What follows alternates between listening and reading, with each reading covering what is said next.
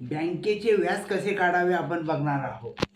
4,00,000 रुपयाचे 8% व्याज दराने 2 वर्षाचे बँक किती व्याज घेते आपण बघणार आहोत. मग आपल्याला किती लाख रुपयाचं व्याज काढायचं आहे, तर 4,00,000 रुपयाचं. म्हणून इथं 4,00,000 लिहून घेतले, गुन्हेला 8% घेतले, कारण की 8% व्याज दर आहे. मग आता आपण याला भागीला 100 घेणार आहोत. म्हणजे आपण काय करणार आहोत, हे शून्य कट झालं, हे शून्य कट झालं, हे शून्य कट झालं, हे शून्य कट झालं, उरले किती? 4,000.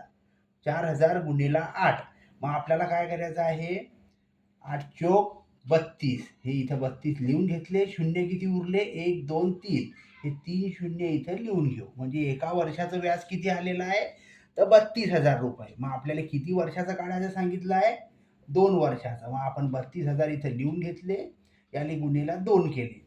म्हणजे 2 वर्षाचं व्याज किती होणार आहे, तर 64,000 रुपये 2 वर्षाचं व्याज होणार आहे मित्रांनो. आपण फक्त व्याजाचा विचार केलेला आहे. व्हिडिओ जर आवडला असेल मित्रांनो, आपल्याला आमच्या यूट्यूब चॅनलला सबस्क्राईब नक्की करा. आम्ही असेच नवीन व्हिडिओ आमच्या यूट्यूब चॅनलवर अपलोड करत असतो. धन्यवाद.